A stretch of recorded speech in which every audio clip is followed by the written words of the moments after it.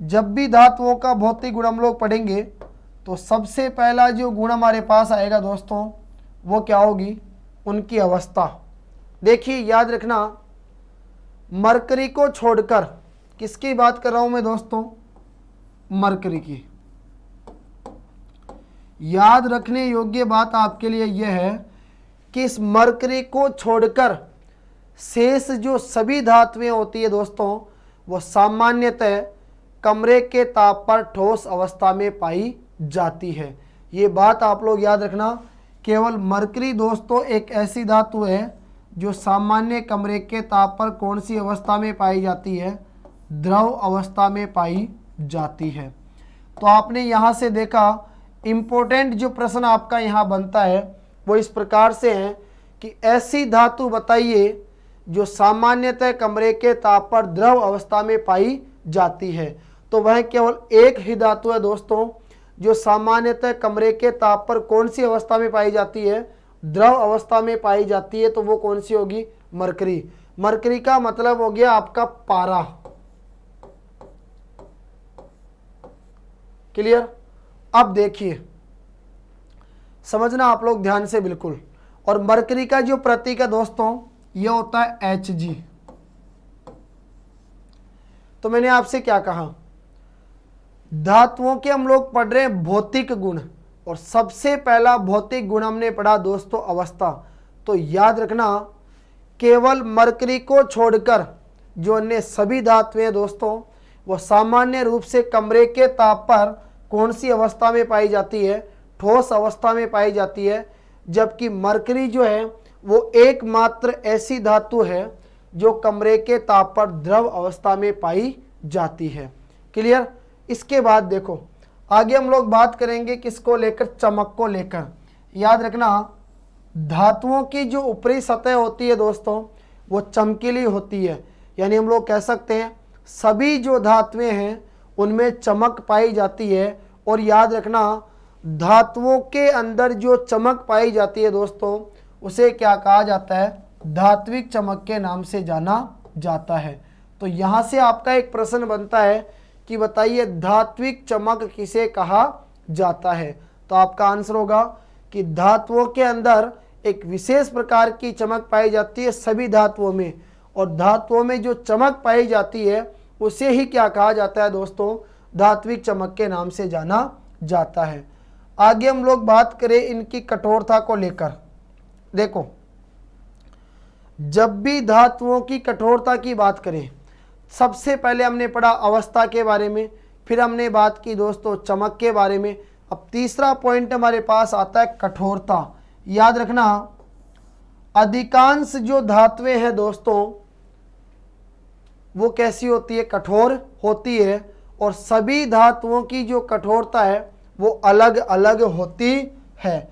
लेकिन याद रखना, यहाँ से आपके एक इम्पोर्टेंट प्रश्न ये बनता है जो यहाँ सामने आपको स्क्रीन पे दिखाई दे रहा है, समझना आप लोग ध्यान से, और इस क्वेश्चन का आपको जवाब देना है।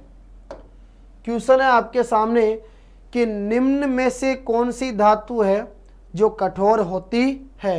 तो याद रखना दोस्तों, अभी मैंने आपको स्पष्ट शब्दों में एक ही बात कही कि अधिकांश जो धातुएं होती है वो ठोस अवस्था में पाई जाती है, और दूसरी बात अलग अलग धातुओं की जो ठोस अवस्था है वो भी क्या होती है दोस्तों, अलग अलग होती है। यानी हम लोग ये कह सकते हैं कि सभी धातुओं की जो ठोस अवस्था है वो अलग अलग होती है। और याद रखना, केवल 3 धातुएं ऐसी है दोस्तों जो ठोस नहीं होती है यानी मुलायम होती है। एक तो आएगी सोडियम, एक आएगा पोटेशियम, एक आएगा कैल्शियम। अब आपसे प्रश्न में पूछा गया था कि निम्न में से कौन सी धातु कठोर है, तो आपका करेक्ट जो आंसर होगा वो होगा दोस्तों एल्यूमिनियम। एल्यूमिनियम कठोर धातु है। जबकि याद रखना, ये जो 3 धातुएं आपको दिखाई दे रही है, सोडियम, पोटेशियम और कैल्शियम, ये जो तीनों धातुएं हैं दोस्तों ये कैसी होती है, मुलायम होती है। इनको आसानी से चाकू के द्वारा भी काटा जा सकता है। क्लियर। इसके बाद देखिए 4 नंबर पे हम लोग बात करेंगे आघात वर्ध्यता को लेकर। ध्यान से सुनिएगा आप लोग मेरी बात को। चौथा जो दोस्तों इनका भौतिक गुण आता है धातुओं का, वो हमारे पास आएगा आघात वर्ध्यता। देखो ये ध जो है ये आधा होगा, आप लोग याद रखना, इस प्रकार से लिखेंगे हम लोग इसको, आघात वर्ध्यता। देखो यह आघात वर्ध्यता जो है दोस्तों, ये धातुओं का एक ऐसा गुण होता है जिसके द्वारा इन्हें हथौड़े से जब इनको पीटा जाता है तो एक चादर के रूप में क्या हो जाती है दोस्तों, परिवर्तित हो जाती है। तो आप लोग ये पॉइंट याद रखना कि धातुओं को हथौड़े से पीटने पर यह पतली चादर के रूप में क्या हो जाती है, परिवर्तित हो जाती है। और धातुओं का यही गुण दोस्तों किस नाम से जाना जाता है, आघात वर्ध्यता के नाम से जाना जाता है। तो आप लोग सिंपल सा याद रखना, जब भी आघात वर्ध्यता के बारे में पूछा जाए तो हम लोग ये कह सकते हैं कि धातुओं के अंदर एक इस प्रकार का विशेष गुण पाया जाता है जिसके कारण ये जो धातुएं हैं दोस्तों, इनको हथौड़े से पीटने पर ये पतली चादर के रूप में क्या हो जाती है, परिवर्तित हो जाती है। क्लियर? आगे देखिए, अब एक छोटा सा क्वेश्चन है, आपको बताना है सबसे अधिक आघात वर्ध्य धातुएं कौन कौन सी है। एक प्रश्न आपसे पूछा गया है कि बताइए सबसे अधिक यानी सबसे ज्यादा आघात वर्ध्य धातुएं कौन सी है, यानी ऐसी कौन सी धातुएं हैं जिनको हथौड़े से पीटकर सबसे आसानी से पतली चादर के रूप में क्या किया जा सकता है, परिवर्तित किया जा सकता है। तो आपका आंसर होगा, याद रखना दोस्तों, चांदी और सोना। चांदी और सोना, याद रखना, दो ऐसी धातुएं हैं दोस्तों जो क्या होती है, सबसे अधिक आघात वर्ध्य होती है। और एक आपके पास आता है दोस्तों ये तन्यता। जब भी तन्यता की बात की जाए तो ये जो तन्यता है दोस्तों, ये धातुओं का एक ऐसा गुण होता है जिसके माध्यम से धातुओं को खींचकर पतले तार के रूप में क्या किया जा सकता है, परिवर्तित किया जा सकता है। तो जब भी तन्यता की बात की जाए तो याद रखना धातुओं के अंदर एक ऐसा गुण पाया जाता है जिसके द्वारा उन्हें खींचकर एक पतले तार के रूप में क्या किया जा सकता है, बदला जा सकता है। इसे ही क्या कहा जाता है दोस्तों, तन्यता कहा जाता है। सबसे सिंपल मैंने आपसे एक प्रश्न पूछा कि बताइए सबसे अधिक जो तन्य धातु है वो कौन सी है। तो जब भी आपसे ये प्रश्न पूछा जाए कि बताइए सबसे अधिक ये तन्य धातु कौन सी होती है, तो आपका आंसर होगा दोस्तों सोना। अब यहां आपको दो बातें मैं ऐसी बताऊंगा जिनको सुनकर आप लोग भी आश्चर्यचकित रह जाओगे। तो ध्यान से सुनिएगा आप लोग मेरी बात। वो दो बातें क्या है? सोना देखिए ऐसी धातु है दोस्तों कि अगर आप लोग 1 ग्राम सोना लेते हैं, 1 ग्राम, आपको पता है 1 किलो नहीं, क्योंकि 1 किलो में तो 1000 ग्राम होते हैं। मैं केवल बात कर रहा हूं दोस्तों 1 ग्राम की। 1 ग्राम सोने के माध्यम से दोस्तों आप लोग 2 किलोमीटर लंबा क्या बना सकते हैं, एक पतला तार बना सकते हैं। यानी मेरे कहने का मतलब ये हो गया, ध्यान रखना मैं 1 किलो सोने की बात नहीं कर रहा मैं, क्योंकि आपको पता है 1 किलो में तो 1000 ग्राम होते हैं। मैं बात कर रहा हूं यहां केवल 1 ग्राम की। ध्यान रखना 1 ग्राम सोने को अगर आप लोग खींचोगे तो उसे खींचकर जब आप लोग पतले तार के रूप में परिवर्तित करोगे तो उसके माध्यम से आप लोग 2 किलोमीटर लंबा तार बना सकते हैं। या आप लोग ये कह सकते हैं कि 1 मिलीग्राम सोना, 1 मिलीग्राम सोने को खींचकर 200 मीटर लंबा क्या बनाया जा सकता है दोस्तों, एक पतला तार बनाया जा सकता है। क्लियर? इसके बाद आगे देखिए, अगला पॉइंट आता है हमारा चालकता। देखिए जब भी चालकता से संबंधित आपसे प्रश्न पूछा जाए तो आप लोग याद रखना दोस्तों, धातुएं जो होती है वो विद्युत और उष्मा की क्या होती है, चालक होती है। यानी हम लोग कह सकते हैं कि धातुएं जो है वो विद्युत और उष्मा की क्या होती है दोस्तों, सुचालक होती है। क्लियर। धातुओं की अगर हम लोग बात करें तो याद रखना धातुएं विद्युत और ऊष्मा दोनों की क्या होती है दोस्तों, सुचालक होती है। अब देखिए मैंने आपसे कहा आपको बताना है दोस्तों ऊष्मा के सबसे अच्छे चालक कौन कौन से हैं। मैंने सिंपल सा आपसे बहुत अच्छा एक छोटा सा प्रश्न पूछा है दोस्तों कि बताइए ऊष्मा के सबसे अच्छे चालक क्या है। तो दो दोस्तों ऊष्मा के सबसे अच्छे चालक है। एक तो हमारे पास काम में आता है दोस्तों चांदी। चांदी हो गई दोस्तों आपकी सिल्वर, और सिल्वर का प्रतीक क्या होता है, Ag। और एक आ गया दोस्तों आपका, ये आ गया तांबा। ठीक है, तांबे को हम लोग क्या बोलते हैं, कॉपर। कॉपर का प्रतीक होता है दोस्तों Cu। याद रखना कि ऊष्मा के सबसे अच्छे चालक कौन कौन से होते हैं। तो एक तो होता है दोस्तों चांदी जिसको हम लोग सिल्वर कहते हैं, एक होता है तांबा जिसको कॉपर कहा जाता है।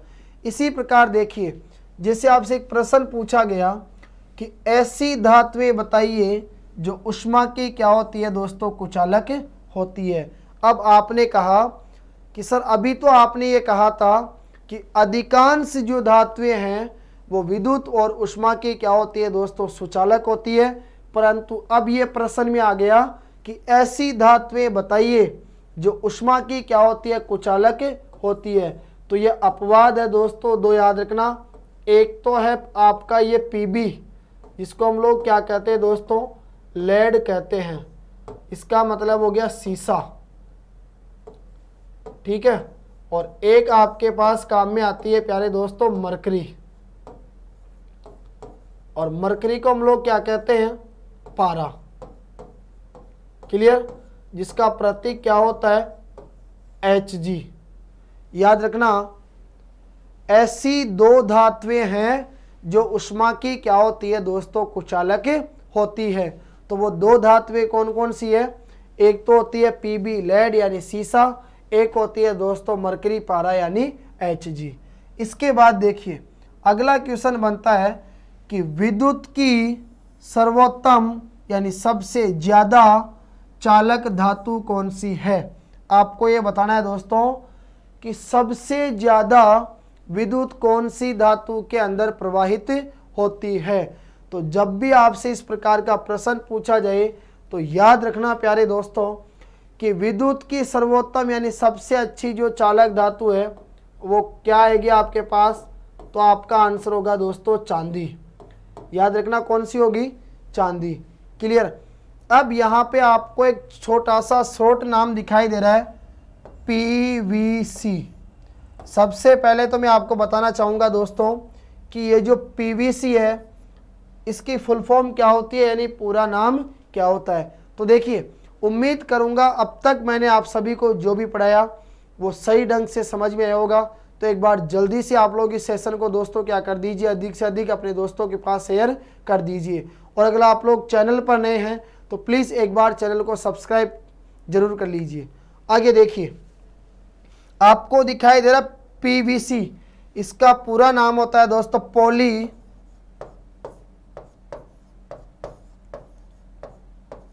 पॉलीवाइनिल क्लोराइड। याद रखना पॉलीवाइनिल क्लोराइड।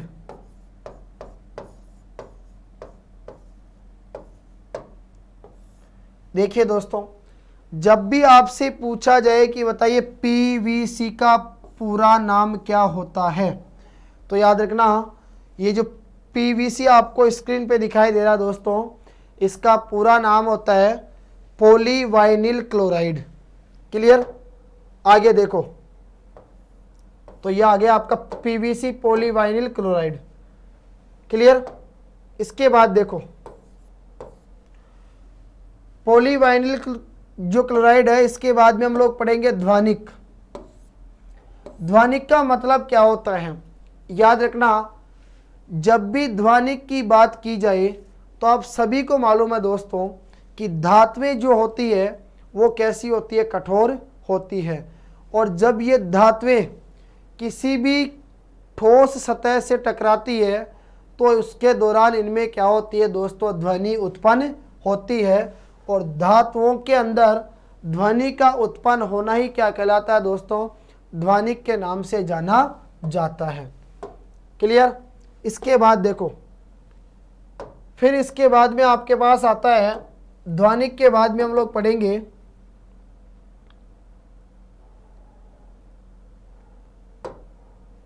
देखो,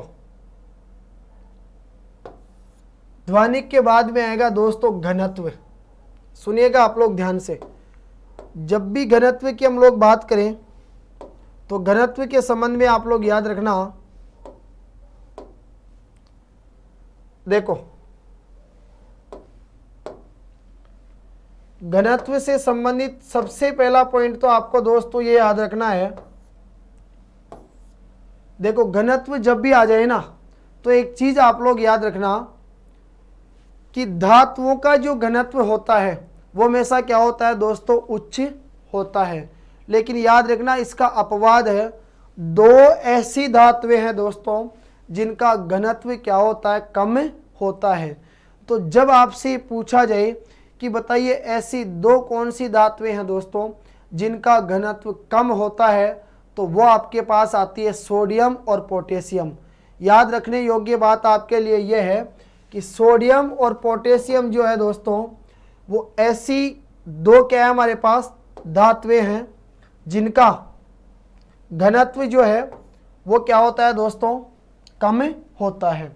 तो याद रखने के लिए हमें ये बात ध्यान में रखना जरूरी है कि धातुओं का अगर हम लोग घनत्व देखें तो वो कैसा होता है दोस्तों, उच्च होता है। परंतु दो ऐसी धातुएं हैं जिनका घनत्व क्या होता है, निम्न यानी कम होता है। तो वह आएगी एक तो आपके पास सोडियम और एक क्या आएगी दोस्तों आपके पास में पोटेशियम। इसके बाद में हम लोग बात करेंगे गलनांक और क्वथनांक को लेकर। तो याद रखना जब भी धातुओं के गलनांक और क्वथनांक की बात की जाए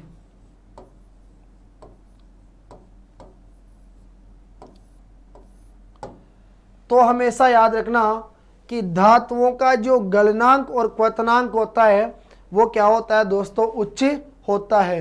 परंतु इसके विपरीत एक प्रश्न आपका ये बनता है कि बताइए ऐसी धातुएं कौन सी है जिनके गलनांक क्या होते हैं, कम होते हैं।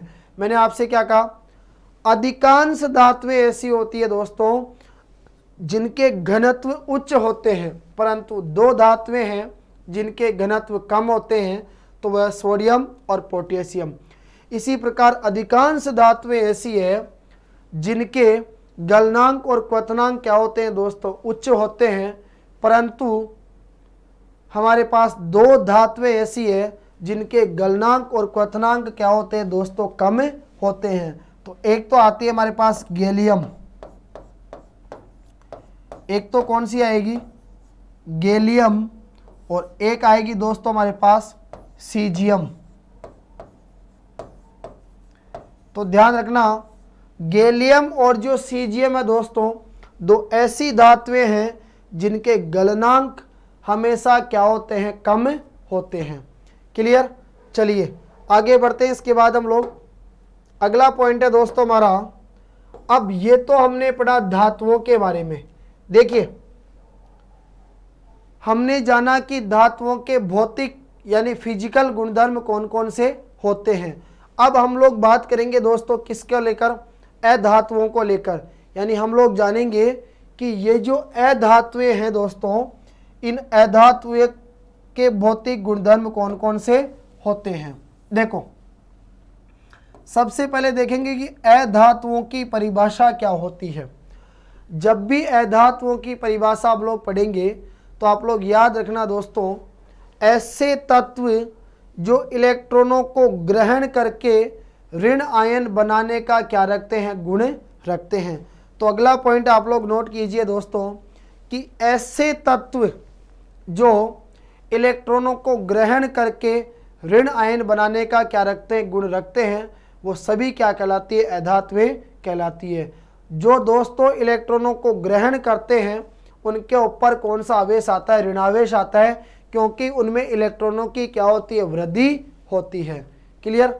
दूसरी बात, अगर आधुनिक आवर्त सारणी में हम लोग स्थान देखें तो दोस्तों याद रखना, आधुनिक आवर्त सारणी के अंदर दाईं तरफ जो भी तत्व आपको दिखाई देंगे वो सभी क्या कहलाएगी, अधात्वें कहलाएगी।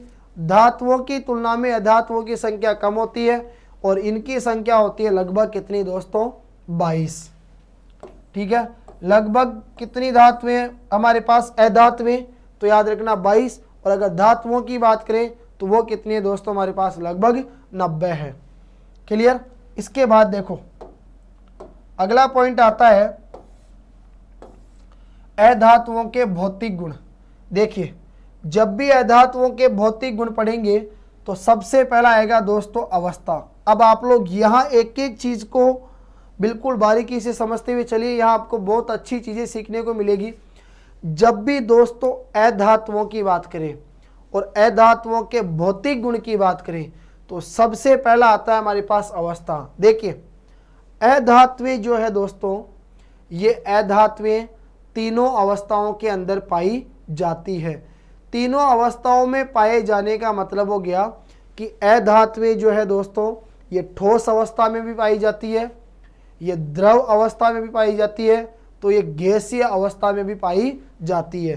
तो आप लोग याद रखना, ये पॉइंट आप लोग नोट कीजिए कि अधातुएं जो है दोस्तों, ये तीनों अवस्थाओं के अंदर पाई जाती है।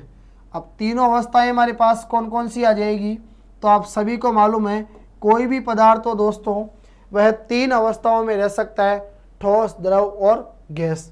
तो हम लोग कह सकते हैं वो कौन सा है, अधातु। देखो सुनिए, केवल याद रखना दोस्तों, द्रव अवस्था की अगर मैं बात करूं तो केवल और केवल एक क्या है दोस्तों, अधातु, और वो कौन सी है, ब्रोमीन। अगर आपसे पूछा जाए कि ऐसी कौन सी अधातु है जो द्रव अवस्था में पाई जाती है, तो आपका आंसर होगा दोस्तों वो कौन सी है, ब्रोमीन। अगर गैसीय अवस्था की बात करें तो जैसे हम लोग कह सकते हैं हाइड्रोजन, ऑक्सीजन, नाइट्रोजन। क्लियर। ये सब ऐसी अधातुएं हैं जो कौन सी अवस्था में पाई जाती है दोस्तों, गैसीय अवस्था में पाई जाती है। इसी प्रकार मान के चलिए अगर आपसे पूछा जाए कि बताइए ऐसी कौन कौन सी अधातुएं हैं जो ठोस अवस्था में पाई जाती है, तो आप लोग कह सकते हैं दोस्तों कार्बन, आप लोग कह सकते हैं सल्फर, आप लोग कह सकते हैं आयोडीन, आप लोग कह सकते हैं दोस्तों फास्फोरस। क्लियर। तो यहाँ मैंने आपको तीन इंपॉर्टेंट बातें बताई कि अधातुएं जो होती है दोस्तों वो तीनों अवस्थाओं में पाई जाती है। केवल एक अधातु ऐसी है जो द्रव अवस्था में पाई जाती है, उसको छोड़कर जो शेष सभी अधातुएं हैं दोस्तों वो ठोस और गैसीय अवस्था में पाई जाती है। ठोस अधातुओं की बात करें तो जैसे आपके पास आ गया कार्बन, सल्फर, एक आ गया हमारे पास आयोडीन, एक आ गया दोस्तों कौन सा, फास्फोरस। क्लियर। इसी प्रकार अगर गैसीय अवस्था की हम लोग बात करें तो हमारे पास आती है जैसे हाइड्रोजन, ऑक्सीजन, नाइट्रोजन। ये सभी ऐसी अधातुएं हैं दोस्तों जो कौन सी अवस्था में पाई जाती है, गैसीय अवस्था में पाई जाती है। आगे देखो, उसके बाद दूसरा भौतिक गुण आता है दोस्तों चमक। देखिए याद रखना, अधातुएं जो है वो चमकीली नहीं होती है, यानी इनमें चमक का क्या पाया जाता है, अभाव पाया जाता है। परंतु इसका एक अपवाद है, एक अधातु ऐसी है दोस्तों जो कैसी होती है, चमकीली होती है, और याद रखना वो कौन सी है, आयोडीन।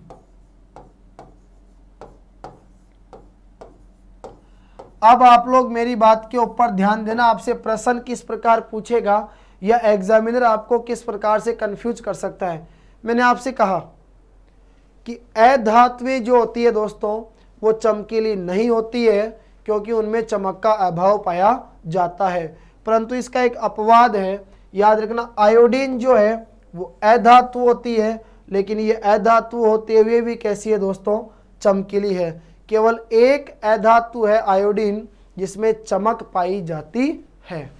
आगे देखिए, गलनांक और क्वथनांक की अगर हम लोग बात करें तो याद रखना दोस्तों, अधातुओं के जो गलनांक और क्वथनांक है वो क्या होते हैं दोस्तों, कम होते हैं, यानी निम्न होते हैं। अब मैंने आपसे एक प्रश्न पूछा है कि बताइए ऐसा पदार्थ कौन सा है जो अधातु है परंतु उसके गलनांक और क्वथनांक क्या होते हैं, बहुत अधिक होते हैं। सुनिएगा आप लोग मेरी बात को ध्यान से। मैंने आपसे ये कहा कि अधातुओं के जो गलनांक और क्वथनांक होते हैं दोस्तों ये कम होते हैं, परंतु आपसे प्रश्न में ये कहा गया है कि बताइए ऐसा पदार्थ जो अधातु है लेकिन उसके गलनांक और क्वथनांक क्या होते हैं, अधिक होते हैं। तो आपका आंसर होगा दोस्तों ग्रेफाइट। और आप सभी जानते हैं ग्रेफाइट जो है दोस्तों, ये ग्रेफाइट क्या है, आपके कार्बन का अपर रूप है। कार्बन के दो अपर रूप होते हैं दोस्तों। देखो, जब भी कार्बन की बात करो तो आप लोग याद रखना कि ये जो कार्बन है, इस कार्बन के दो मुख्य अपर रूप कौन कौन से हैं। तो देखो, कार्बन के दो मुख्य अपर रूप है। एक तो आता है दोस्तों हीरा, डायमंड। ये याद रखना, एक ऐसा प्राकृतिक पदार्थ है दोस्तों जो प्रकृति के अंदर क्या पाया जाता है, सबसे कठोर पाया जाता है। प्रकृति में सबसे कठोर पदार्थ अगर कोई है तो वो क्या है दोस्तों, हीरा। और एक आता है दोस्तों कौन सा, ग्रेफाइट। ग्रेफाइट जो है ये कार्बन का अपर रूप है, यानी दोस्तों ये अधातु है, लेकिन ऐसी अधातु है जिसके गलनांक और क्वथनांक क्या होते हैं, बहुत अधिक होते हैं। आगे देखिए, आगे अब लोग बात करेंगे। एक मैंने प्रश्न आपसे पूछा है दोस्तों कि क्या लिथियम, सोडियम और पोटेशियम क्षारीय धातु होती है। जब भी ये आपसे प्रश्न पूछा जाए कि क्या लिथियम, सोडियम और पोटेशियम क्षारीय धातु होती है, तो आप लोग याद रखना दोस्तों। आप सुनिए, धातुओं से संबंधित प्रश्न है जो हमने अधातुओं से पीछे इसका अध्ययन किया था। ये बीच में प्रश्न आया, ध्यान रखना कि क्या लिथियम, सोडियम और पोटेशियम क्षारीय धातु होती है। तो याद रखना दोस्तों, आपका ये जो लिथियम और सोडियम और जो पोटेशियम है ये क्या होती है दोस्तों, तीनों क्षारीय क्या होती है दोस्तों, धातुएं होती है। ठीक है, क्यों होती है, क्योंकि ये दोस्तों मुलायम होती है और इस कारण इनको आसानी से चाकू के माध्यम से भी काटा जा सकता है। अगर हम लोग बात करें साहब घनत्व को लेकर, देखो अधातुओं का घनत्व, तो हमने पढ़ा अधातुओं का जो घनत्व है दोस्तों वो याद रखना निम्न यानी कम होता है।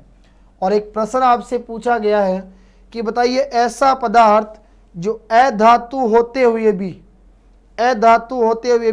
विद्युत का क्या होता है दोस्तों, सुचालक होता है। तो ध्यान रखना, ऐसा पदार्थ जो अधातु है और अधातु होते हुए भी विद्युत का क्या होता है, सुचालक होता है। तो वह कौन सा पदार्थ है दोस्तों, याद रखना ग्रेफाइट। क्लियर।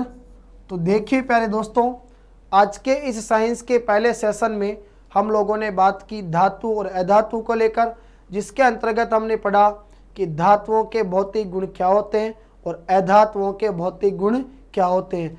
तो इस प्रकार इस क्लास के माध्यम से आप लोग ये बता सकते हैं कि धातु और अधातुओं के अंदर क्या क्या अंतर पाया जाता है और धातु और अधातुओं से संबंधित उनके भौतिक गुणधर्मों को लेकर आपसे किस प्रकार के अलग अलग टाइप्स के प्रश्न पूछे जा सकते हैं। क्लियर। तो देखिए अगली जो हमारी क्लास होगी उसमें हम लोग बात करेंगे दोस्तों इनके रासायनिक गुणों को लेकर। तो तब तक के लिए आप सभी प्यारे मित्रों को जय हिंद, जय भारत।